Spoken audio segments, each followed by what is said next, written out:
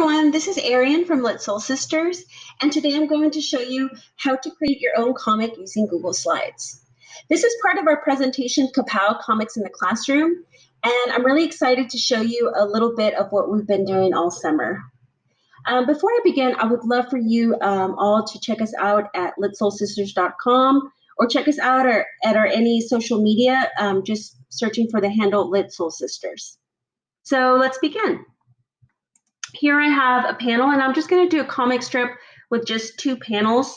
Of course, you can do more and you can do smaller panels. It's up to you. But let's show you first how to do this.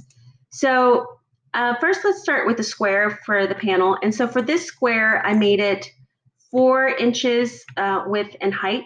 So in order to make another one, of course, I can just copy and paste, but I'll show you how to do it from scratch.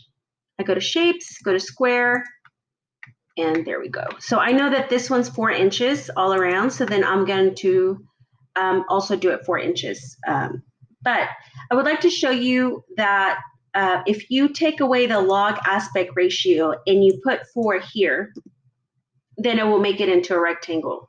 And then so then you would have to go 4 here to make it a square. But you can avoid all that by just simply locking the aspect ratio and then just putting 4. And there you go. So I want to change it to fill color to be white and the border weight to be, the border color to be black and the weight to be, let's see, this one is 4. So I want to make this one 4 as well. And then I'm going to put them together. All right. So I'm going to use Bitmojis, and we have a fabulous video on YouTube about how to make your own Bitmoji using your mobile phone and also how to add it to your Chrome browser. So I'm going to search for beach, and all you have to do is right click, copy image, and then paste. And I'm going to shrink it, make it smaller here. And I don't want this border on my image, so all I have to do is go here and press transparent, and it's gone.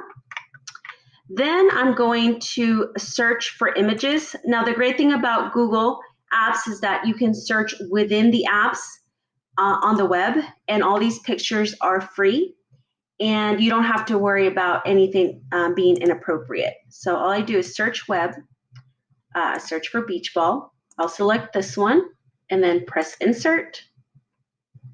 And again, I want to take this border away, so all I have to do is go here to the color and then transparent, and then I want to make it smaller. And there we go. Well, let's make it smaller because it's kind of big. All right, so now we're going to go into icons and also a way to introduce comics to your students. Instead of having them just go out and looking for images, a good way to do it, to control it, is to have slides already pre-made, like this picture of this example right here, and you have all your icons and all your images, and all they have to do is copy and paste. So here I have a cloud, and so I'm just going to copy here and then paste it. And there it is. And the great thing about icons is no matter how much you stretch it, it doesn't change the quality of the icon, because sometimes images can get distorted if you make them bigger. So here I'm going to use a light blue color, and I'm going to change the weight to 3, and I'm going to copy and paste. So just Control C and Control V, and then just make a smaller one. And now we're going to do the sun. So I'm going to press on the right click on the sun icon, copy, and go here, paste. So let's make it bigger. So I've kind of distorted that. So let me go back to that. There we go. So I don't know if this is a perfect circle. So all I have to do is go to Format Options. So it's not a perfect circle. So let's take this off and let's make it 1 inch. There you go. And so this one, I'm going to do the outline to be orange, and I'm going to make it 2. And the inside, the fill color will be yellow. So there we go. So that's our first panel, and we're gonna add now a thought bubble. So all I have to do is go to callouts, the thought bubble, or the cloud callout, the way they call it. And so I want to flip this to go this way, and you can use this little orange diamond and switch it, or you can also just flip it. If you go to Format Options and you go to Flip, there you go. It's pointing at you. And I want to change the weight. So let's just change it to 2. And you can just type. You don't have to add a text box. You can say, this is so relaxing. So as you can see, it's kind of big for my bubble. So let's highlight it and let's make it 11. And let's change the font to this one. So let's see, maybe smaller because it's, there you go. Oh, wait.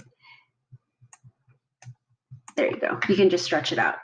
All right, so there we have our first panel. And now let's work on our second one. So I'm going to look for a desk. So it's right here. So all I have to do is right click, copy image, and paste. So again, I need to take away the border color to transparent.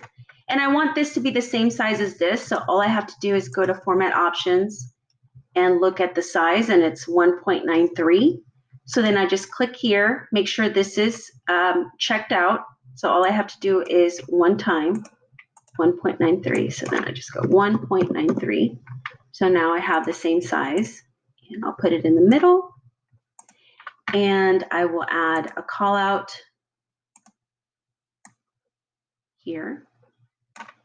And again, I'm going to change this to 2 to match this side. And then here I'll put, it was all a dream. Now, if you don't like the way this kind of breaks up the sentence, another good way to do it is just to add a text box, and then you have more control over how you want the text to be displayed. So here I just do this, and it was only a dream.